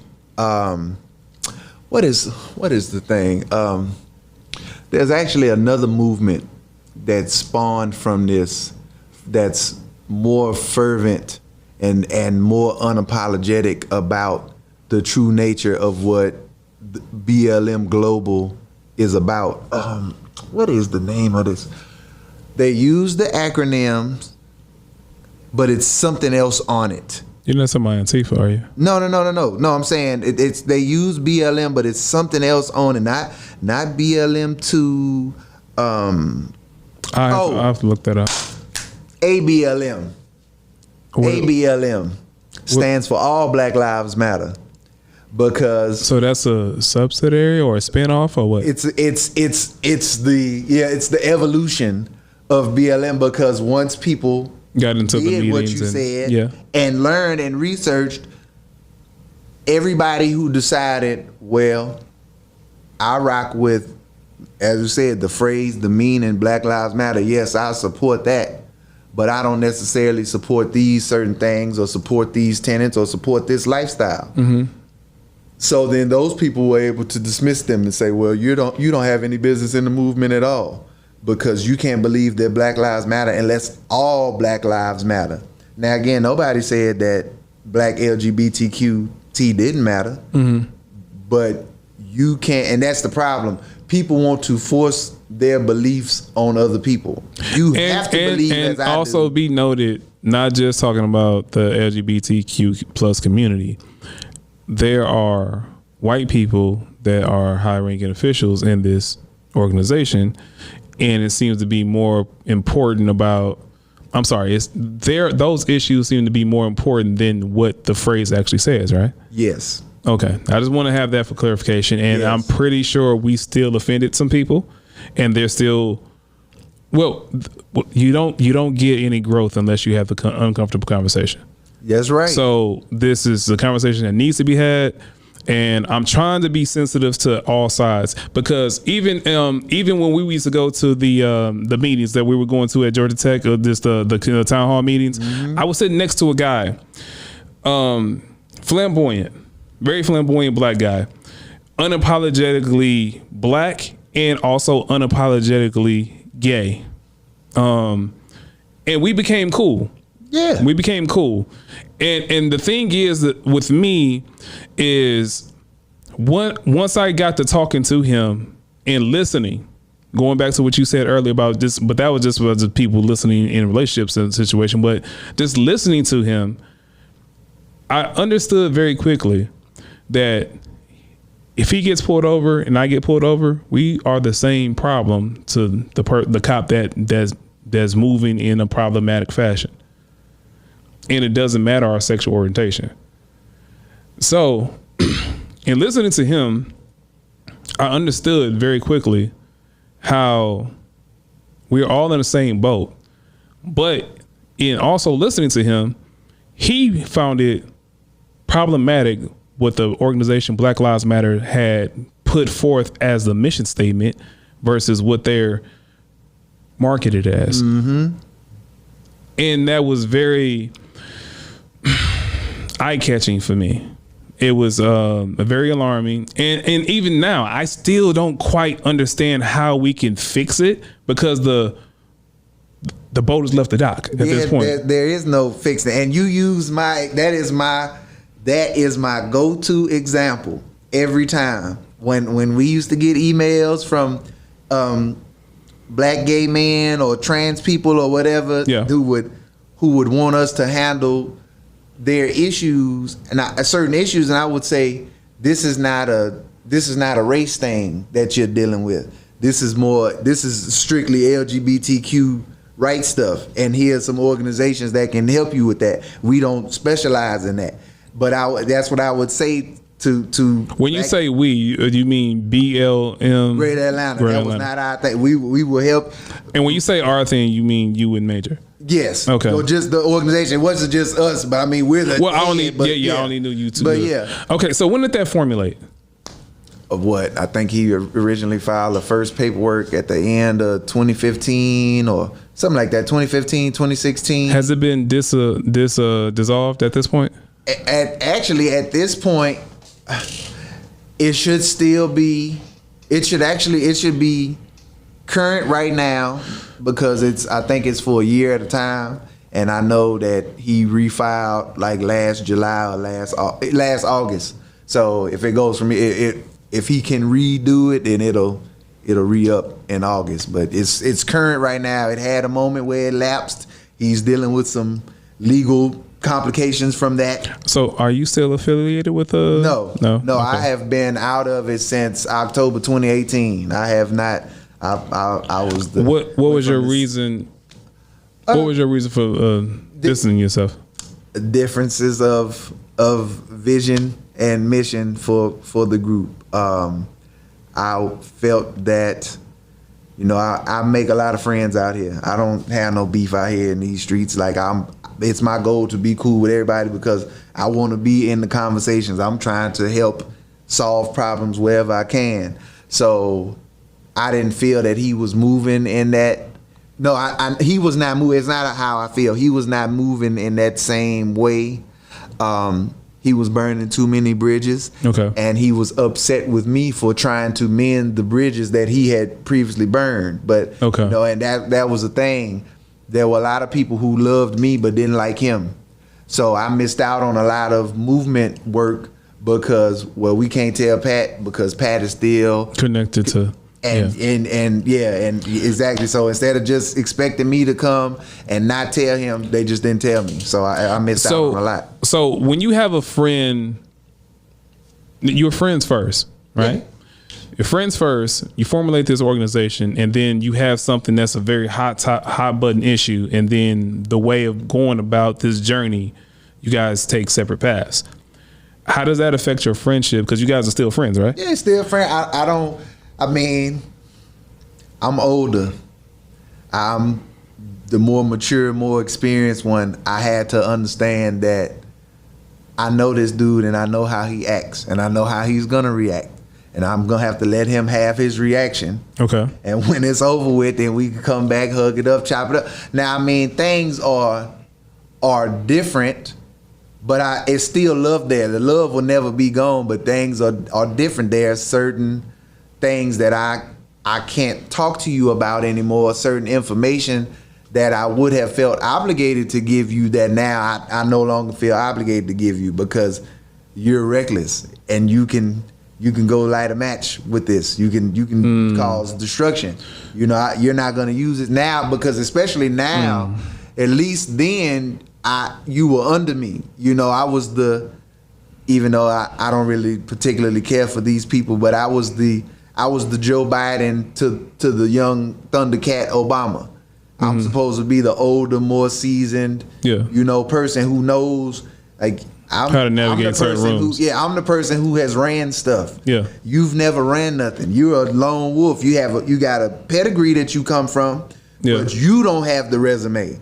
You've never done it, and you just popped out here and was like, "Yeah, I want to be the boss." And, okay, cool. So you said you left the organization in 2018. Okay, so I remember getting numerous emails, seeing posts, propaganda, and for all intents and purposes, it was slander pieces written about him. Oof. And Black Lives Matter, Greater Atlanta. And going back further, before I even touch that part, when he was calling me daily, every other day, talking about how I need to join the organization and I'm needed, I said, I will rock with you, but you have to change that name. And that was the end of our conversation. You remember that? Mm-hmm. Okay. There was a few people talk to him like that. And the thing about it, what I've noticed with anybody that gets active and you have to have a certain spirit, a certain fighting spirit. He has that. You have that. I have that. But the way you go about it is very important because all of history is watching when you do certain things. And like you said, you can't walk around with a box of matches every single place because some of these buildings you need to go into. Think about this, just to make a modern comparison. If you look at how the ADOS movement was moving, same thing. And I got a lot of smoke in that organization amongst their membership for telling this cautionary tale and not wanting to be believed, but I was exactly right. Now people like, you called it. And it's not necessarily about the "I told you so" speech. But it's more so like important. I'm trying to help you. Yeah, I want this to because be we working for we have the best interest. So honestly, he probably did me a favor by not changing the name because I would have been probably knee deep in all that mess that he's in now. I mean, no, not necessarily. No, I'm not knee deep in it, and I was the co-owner or the co-founder of the organization. What he did is what he did. Were you questioned by the FBI and no, never brought in? Okay. And asked me nothing because especially the things that he's dealing with now that happened once he still had me on the state stuff. Yeah. On the state registration, but there was never a question. They see I haven't had any affiliation with the organization since October 2018, and everything that he's dealing with was from the end of 2019 forward. Okay. So yeah. So real quick before we get into that part, the slander pieces that I saw coming from Black Lives Matter concerning Sir Major, LGBTQ sponsored. It was actually kind of funny because they were accusing him of being gay and closeted angry gay. And I find that very hypocritical is I guess the word that comes to mind. Do we see that today? Is there a media personality, a YouTube personality in particular who deals with these same kinds of attacks? You talking about Kevin Simmons? I sure am. Okay, but all right, so real quick on that. My problem with the accusations with that, even if it's true, it doesn't change what he says as being fact or logical. And then another thing that I have a point of contention. Say it again. 2 + 2 is still 4. Yeah. So another thing I have a contention with when it comes to that is when people are saying what you agree with. Women love gay friends. They love the gay men as a friend, confidant, associate to give you all the quote unquote tea, right? Mm-hmm. But the moment you have, let's say for sake of conversation, he is gay. when he's telling you about yourself and what you need to be doing better, that you don't agree with it or you don't agree with the way he says it, it becomes problematic, and now you're weaponizing someone being gay. Yeah, you and now his perceived closetedness and get weaponized it against him. So all right, so going back to the slander pieces, in which I actually got to pull those up and see if I still got some of those there, because I was so shocked that they actually go in the comments on a lot of them. I'm in the bottom of the comments somewhere, defending him, defending the organization, because especially I was angry. Like y'all just I was angry, up stuff. But shocked and surprised about two separate things. I was shocked and surprised and a little angry by some of the way he was moving, as you know. And then the other side of it was you have this organization that's supposed to stand for something in equal rights and for better, like what we're talking about, they're the LGBT community, but you throw gay on a black man as a weapon. How, that does not make sense to me. Well, they will say that for whatever reason, whether it makes sense to us or not, they are about defending the rights of non-offensive. If you're closeted and you're non-offensive, you can be defended. And if you're out, wait, I'm confused. Say that one more time. If you're closeted but you're not offensive, what's offensive? What you talking about? If you're not saying things that are anti us, if it's things that don't have to make me look in the mirror and say I need to do better. If you're not for pushing accountability, because telling people to be accountable is offensive in today's society. In the age of Me Too, Time's Up, etc. Yeah. So who are you to tell me what I need to do with your closeted ass? That's the snapback sassy. No, he didn't. But so you don't get the covering. You don't get the protection and the shielding of the community, because who are you to be closeted and calling out nobody? You basically, if you want to talk about what we need to do and what we ought to be doing, you at least need to stand on your square and be out and be gay. But then I could maybe understand that if the person that you're talking about is actually closeted. Yeah. But for you to just throw that on somebody, but other than that, they defend out, proud, loud LGBTQ people who are unashamed, unapologetic. Now because you're out and you're living in your truth. Everybody is their truth now. All truth is subjective. Everybody got their own truth. So that's what it is. But it doesn't make sense. It's very hypocritical. But it's their organization, it's their group, and they make their rules. So as a friend, you just said you were in the comments a lot of those stories and think pieces and I guess slander pieces, defending him. When did you see? Was there one day in particular, or just a culmination of events that said I need to remove myself from this situation? It was a particular conversation we had, because my whole thing was, okay, this is our baby. We're doing something great. We're gonna be in the history books. Like, we need to. I can't let him run this in the ground. Like, as long as I'm here with him, it's gonna be okay. Like, whatever he does, that's on him. But I'm gonna move how I need to move, make my friends, make my connections, and I can still have a level of mobility in the movement as long as I don't act reckless like that. Because people are always gonna come to me. But once certain things happen, he was trying to do some sneaky stuff. And he stepped down from being the president. I became the president and the CEO. So I was like, all right, cool. We going in a new direction. This is how I'm gonna move. This is how I'm gonna foster relationships and fix things. This is how I'm gonna get us back relevant and get us back in the scene, because your antics have killed a lot of relationships. We have got it now. We found out that there were at least one snake, but one big major snake that we found out most organizations run to that, was in our grass, that was smiling in our face. This person actually, who was he or she working for? Nobody.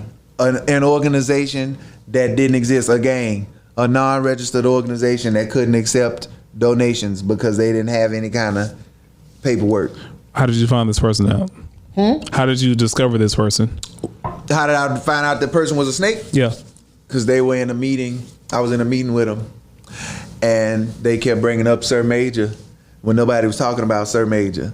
But the thing was, he liked me, but he just wanted to know, well, what's up with this person? And I like him, and he's a good guy. But what about Sir Major? Dude, I don't deal with Sir Major. We don't move in this arena together in over a year. But he couldn't let it go the whole conversation.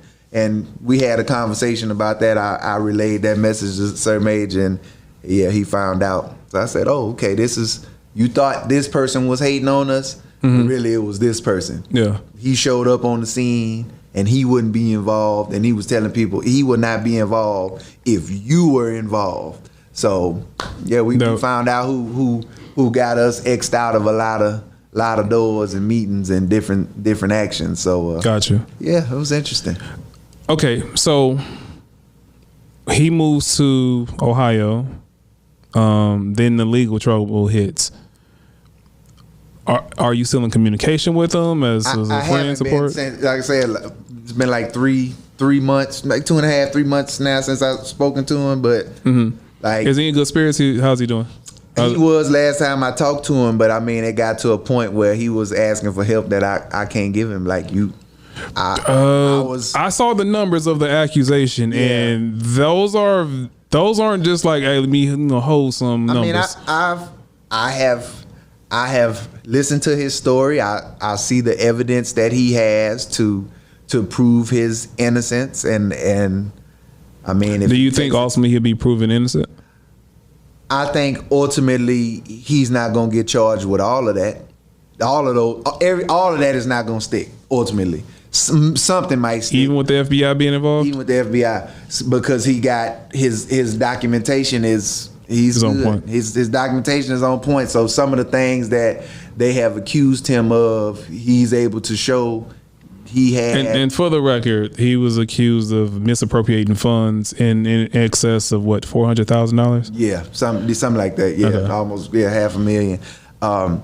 He's able to show that he had legal counsel who instructed him on how he was moving. So, basically they're trying to get him on some malicious intent and you noob, and he's like, no, I did my paperwork I was supposed to do. Like, yeah, with the BLM Greater Atlanta lapsing, okay, that's my fault.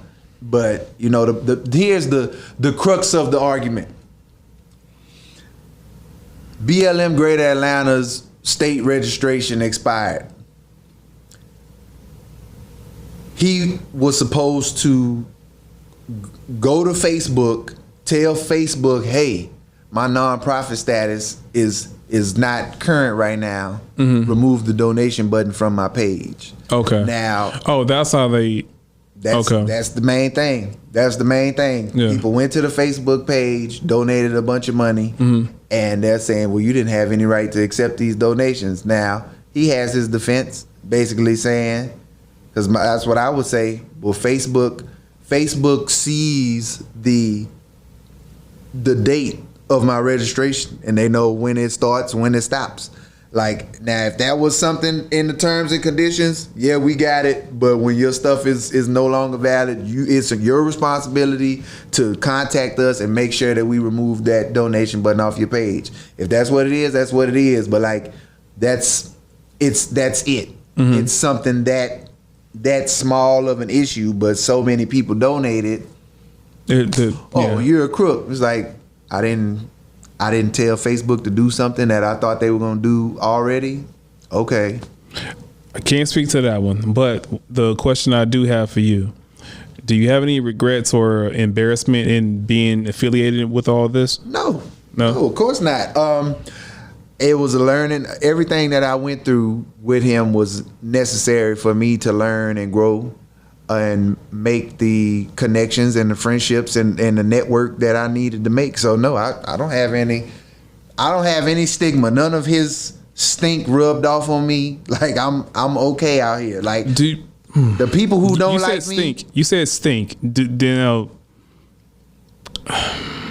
It's hard because it's hard when you do business with friends and you have a goal that you're trying to achieve with a friend and you have a difference in philosophy, and that's what a lot of us have had. But you're more tied in with them because you have more history with them. Do you still consider him a friend? But would you ever work with him in an organization? No. Okay. No, never anything. No, never. We definitely couldn't run. Yeah, no, I would not even let him. He couldn't even work under me. So No. you can come, you can hang out, but no, you can't Be a part of the organization. Okay. Nope. I love him to death. Love him. Still to fight somebody barefoot in the street for him. But no, that was a lesson that That's I some learned. country stuff right there. Yeah, that's country. That's what I you say. from the My, boot. That's my closest losing. friends, if I fight somebody barefoot in the street for you, that's love. But like, yeah, I mean, I say love him to death, but no, or love him to life, but no, you have shown me that in certain professional settings, and when it comes to sticking to a goal and seeing the bigger picture, that you are bigger than the goal. And if that's your mentality and you've shown me that, I can't trust you. You're a liability in any organization. I mean, as That's fair. good as he is, as That's fair. passionate as he is, And that is he's one great at thing. things, That's but- one thing that galvanizes a lot of people around him, because it takes a certain amount of spirit and chutzpah to generate he that got interest. it. Yeah, He got it. But there's a way of doing things in certain rooms, and you have to learn how to navigate those areas. But I mean, I wish him the best. Yeah, I wish him the best, and I mean, it's a very convoluted situation. But do you think this is all tied into the beef that he had with Yes, BLM? definitely. And that's the one thing that I can't wait to find out. I want to know who is the person who filed the complaint. Who is the first person to file a complaint on him? Because I already know, because that's the thing, even though we parted ways in 2018. Okay, so I did the TV show, Cop Watch America. That was supposed to be Sir Major's show. There was a version of that I had an opportunity to do outside of him, like 2.5 years before. How was it supposed to be his show? So he was, well, as far as the Atlanta cast, Okay. he was supposed to be the original Atlanta cast member. BET, the production, whatever, they didn't know none of us. They knew him. Okay. He was on the news, RT and Fox and whatever. Yeah. Bill O'Reilly, he was the one in the headline. Yeah. Oh, Sir Major Page, Atlanta. You look Black Lives Matter Atlanta. Mm-hmm. That's who's gonna pop up. So even if they saw the website and all that, I'm sure they may have looked at both of us and probably thought, all right, well, that's Sir Major, they business partners, so we're gonna talk to Sir Major. So maybe it was their plan, but they didn't call me first, they called him first. Yeah. It's on paper. There's more heat. Yeah, he has more heat. Exactly. You're the bigger name. On paper, you are the president and CEO. I'm the vice president and the COO. So of course they're gonna call him first. But that happened. He talked to production. Of course, well, who else would be good for the show? Oh, well, of course, you got to put my VP on, Pat. Bam, they talked to me. Well, who else would be good for the show? I give them different names. Even our haters. Yeah. Even one of my haters, or one of his haters, because me and her, we ain't never had no smoke. Yeah. We just had our organizations have whatever little friction they got, but me and Mary Hooks. That was a name I gave. I said, you want a good personality? You want somebody that's smart, that could talk that good shit? Mary Hooks. Right there. Wait. You didn't self-center yourself at this point when you're actually talking to the BET executives, but you censored yourself as a drug dealer with a key bump? Huh? No, I definitely didn't do that. But I mean, we do our interviews and they get everything they gonna get from us, and then that's the end of the conversation. All right. Well, who else should we talk to? Should we be looking for in the market? All right, blam. Big Haroon, Street Groomers, Gerald Griggs, I Am City. And that's it. That was my list. I'm like, bam. Everybody else, So, long story short, they talk to a bunch of people. They decide who they're going to put in the cast. BET has certain rules for hiring. Sir Major cannot get on the show because of his criminal record due to some of the charges that he got here. BET says, we can't make you official cast. You can be a friend of the show, friend of the cast, but you can't be cast. So when you say cast member, it's not a scripted show. No. So it just follows you in a reality show sense as you cop watch, right? All our cop watching, our other How much activism related activities. So how much footage or how far into the show season did you get before COVID shut everything down? COVID didn't shut down nothing of the filming. We were done. The show came out and everything before COVID was. Yeah, that was a whole year before COVID hit. Okay. I'm sorry. Yeah. So how would you rate that experience based on how everything played out? I loved it. It was great. I got groupies now in the UK and South Africa and some other places. Wait. How does activism groupies different from athletics and industry? Nothing, all the same. A groupie is a groupie. They all trying to win. They all looking for the next great best thing. Cause see, in the activism game, yeah, we know our history books and we know our greats and all this and that, but you don't know who the next great is gonna be. We don't know the next Jesse So everyone's Jackson. playing the lottery. It's the lottery. So what do you?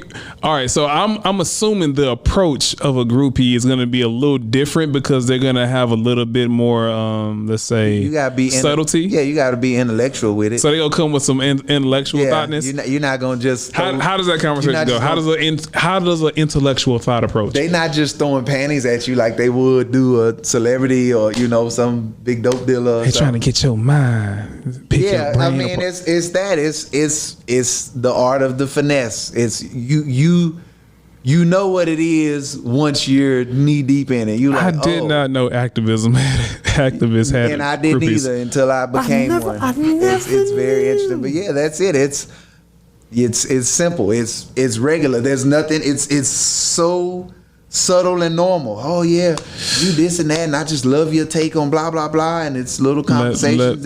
Let me ask this. People inviting you to come over after dark. For research purposes. Hey, that's what we gonna call it. How much research did you do? I didn't do any.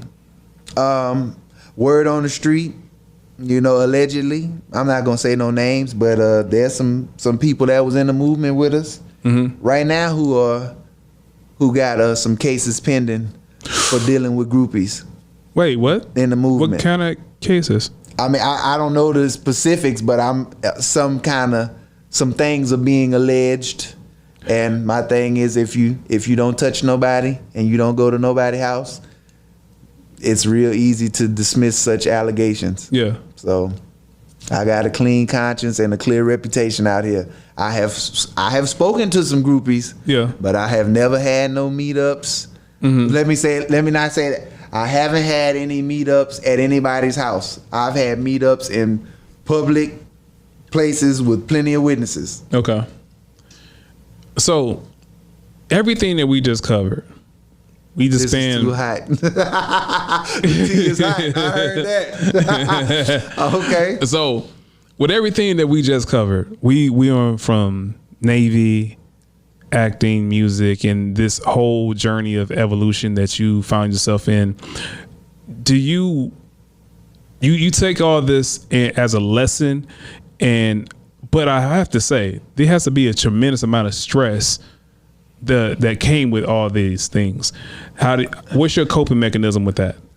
So the most stress is just the trauma train. That's where the stress comes from. Cause just thinking about it and seeing all the names, and it's too many names. I can't even keep, I feel bad about that as a police brutality activist, that I can't keep up. There's so many victims. Yeah. And there's so many people who have stories of being a victim. And a lot of them are still alive to tell their stories. Yeah. It doesn't always result in somebody getting shot to death or choked or tased to death or whatever, but it was sad. A lot of trauma came from knowing the stories, and then more trauma came from, and stress came from telling people that you couldn't help them. Cause you have your story. Yeah. And I believe you. Yeah. But unfortunately, if you don't have any kind of compelling media evidence that I can put out here to the masses, I can't do nothing with your case. I can't just send this email and post it and say, yes, y'all, just imagine this and be upset and let's go have a rally. But I can show you getting your ass beat in the middle of an intersection and getting your face stomped on. And I can get some cops fired. Okay. But I can't do it just off the people that you have to turn away. Is it automatic shut off with lines of communication? Do they try to come back around? Do they become advocates themselves and try to align themselves with you, or do you reach back to them? Like, what happens with that? I think for the most part, I think I may, and this is my first time saying this. I've never thought about it this much, because that's how stressful it was. But I've never said this. This is my first time, world exclusive, world premiere. I think I killed certain people's hope and I did it in the softest, gentlest way I could. But I just had to give people the reality of if you don't have case to go viral. You know, and that's all I can say. Like, I believe you, and it sucks, but we can't. It's like, you could try to go, because that's why I think a lot of people came to us. We were a lot of people's first choice. We were not a lot of people's first choice. I'm like, what the NAACP tell you? Oh, they just want an advocate. Oh, like, everyone just wants an advocate for their cause. So when you say you feel like, excuse me, when you feel as though you killed a lot of people's hope, what do you think you could have done differently, if anything?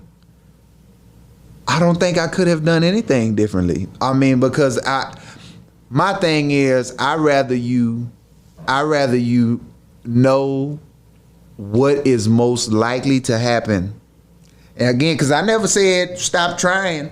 I'm just saying, giving you the reality of you want your case to be big and viral, like Mike Brown or Trayvon or Alton Sterling or whatever. And do you think they, not all these cases, because I don't want to do a catch-all, because every case is case-by-case basis. Do you think they want to be viral, famous, or they would truly just want the justice? It is a catch-all. You don't even have to make that caveat. It is a catch-all. Everybody wants their victim to be viral. Everybody wants to be the newest face of this series of injustices.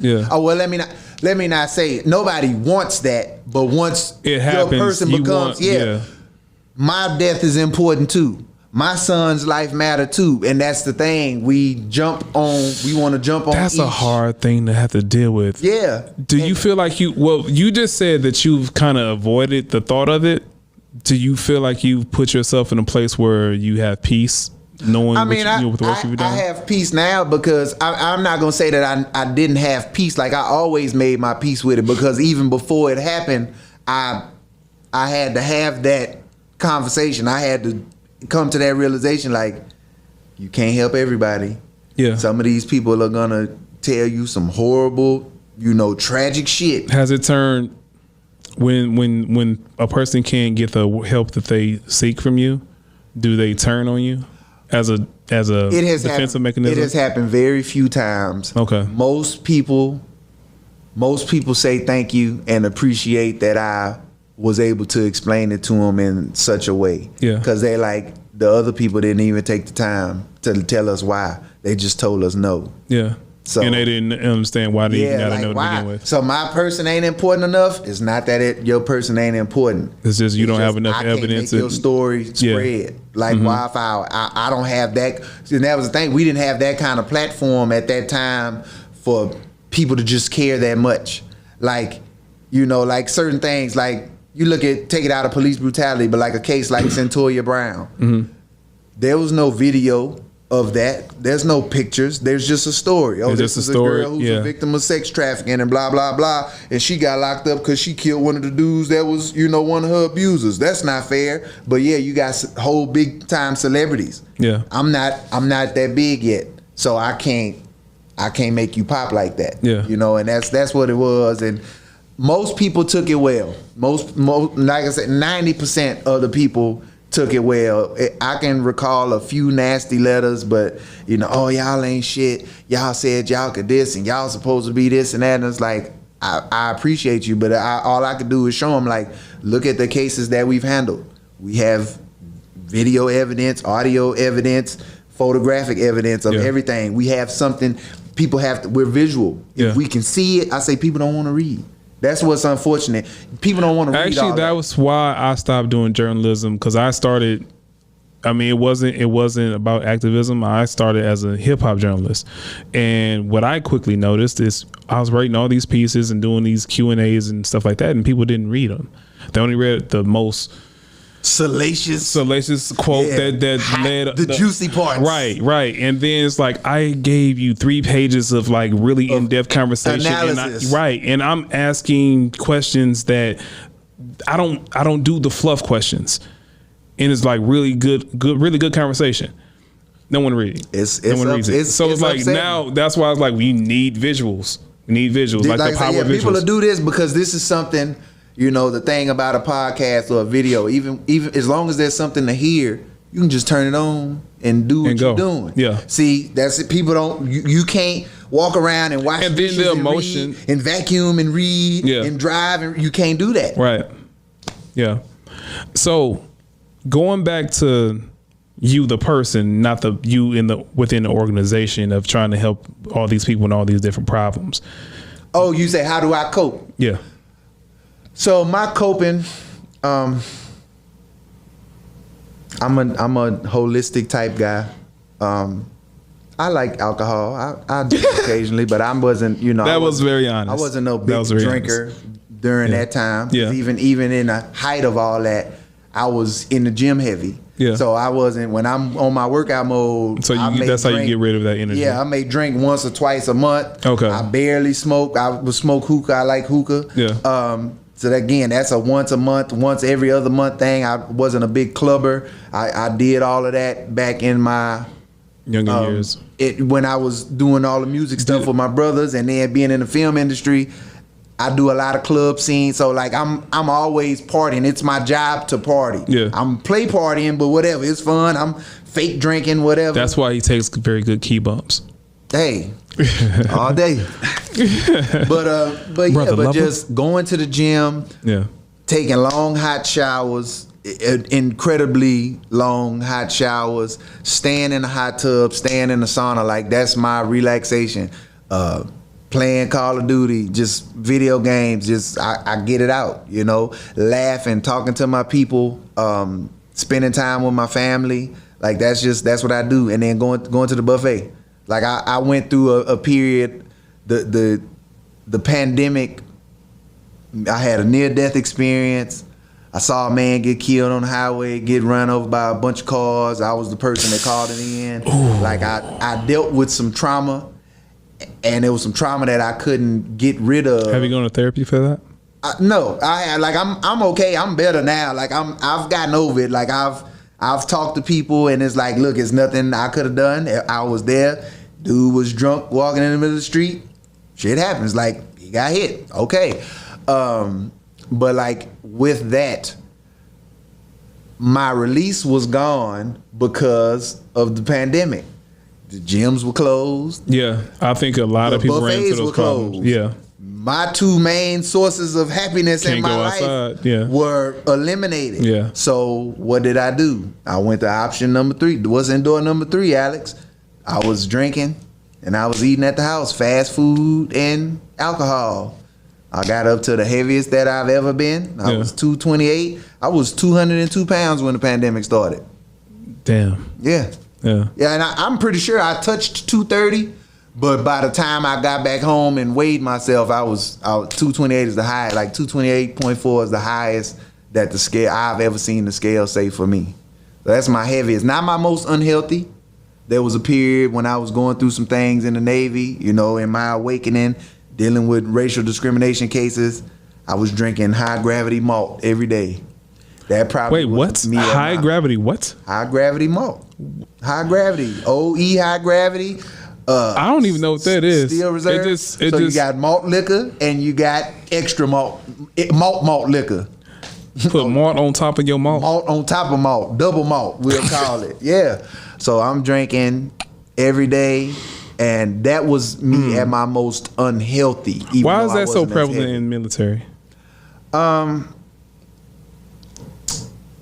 think that there's a stigma, there's a stereotype of that comes with being, especially in the Navy. You know, drunk as a sailor is a saying for a reason, but yeah. It's a release. That's what you do. They don't really foster. They don't make it easy for you to use your other avenues. We have counselors. We have those things. They don't make it easy for you to go to them. It's so because if you say certain words or phrases, they could trigger things that could affect your job and your ranking and stuff. Yeah, so you're inclined tedious, not to go to them, right? Exactly. Self-medicate is the best thing. Got you. What's next for you? So what's next for me? Hopefully I'll be a household name. I want to lifestyles of the rich and famous, baby. That's what's next for me. Now, getting rich off this crypto is next. Finna make a bunch of money driving trucks and invest in crypto and get rich. I have transitioned. Well, I'm not gonna say I transitioned, but to finish where I started, all of this was in furtherance of me making reparations a thing. And that's why I say I have no regrets about nothing that happened, because even though these are not measures that I would give 100% A+ grade, the fact that quote unquote reparations are happening on any level here in this country now is, I take some credit for that. I put in on that. These laws that are getting passed, I've been in a lot of conversations with important people that are in the reparation space, and that was the whole point. Like with the BLM stuff, I was in the conversations when at least the public perception was BLM really stood for BLM, and we were having conversations about reparations and a black agenda and things like that. And that's really when the change happened. When BLM started to become the POCLM and LGBTQLM. You throwing all these acronyms, when all these things, when it became. Man, you stressing me. You go from BLM to, what was the, and men going their own way. What was the other one? Sis, ma'am, save yourself, black man. It's too many aisles in the store, bro. All these aisles. It's too many aisles. But once BLM became what it became, it was because the message of reparations and the black agenda got rejected inside the movement by the allies, by the non-black allies in the movement. And once that happened, that's why I say I have an intimate knowledge of how this whole thing played out, because I have been here from the beginning. And that's what happened. So that was my original goal anyway. Like, police brutality is important. I'm gonna use this to get to the bigger issue of reparations. And now that reparations is here and is a mainstream issue, and you got black people talking about it, and you know the case for reparations and all these different things, and ADOS movement and ADOF, American Descendants of Freedmen, and all this other stuff, and NCOBRA and HR 40, like, things are happening. The ball is rolling. It's not rolling fast enough, as fast as I would like it to, and things are not happening as fine-tuned and as you know, the way that I would set it up if I had my Thanos Infinity Gauntlet and could snap my fingers and make the world perfect. But it's happening, and I can't do nothing but be happy, because at least the conversation is being had. And in 2015, wasn't nobody talking about this. So, but yeah, that's it. The reparations movement, crypto, and fame, and trying to get on in Hollywood. Before we go, I know we talked about a lot of controversial things, and I like to give you an opportunity to state what you need to say. I would like to say I am not opposed to the LGBTQ plus community. I am against organizations posing as one thing and doing another. and not just talking about BLM. I'm talking about all organizations and people that misrepresent themselves. We have too much history in which that's been a thing. And by the time we figure it out, it's 20, 30 years down the line. Ditto. I mimic those sentiments exactly. I say people that know me know. I don't. My two closest cousins in age two of my three closest cousins, LGBT, gay is all outdoors. One boy, one girl. Like I've been an ally for the LGBTQ plus community. Yeah. But it's exactly like certain things. Call it what it is. Don't lie to people. You know, if that's your thing, if those are your issues, put that out there. And yeah, that's it. We just ask for transparency and honesty because we owe it to each other. Dealing with everybody else is lying to us, doing wrong by us, you know, oppressing us, etc. We definitely shouldn't be taking advantage of each other like that.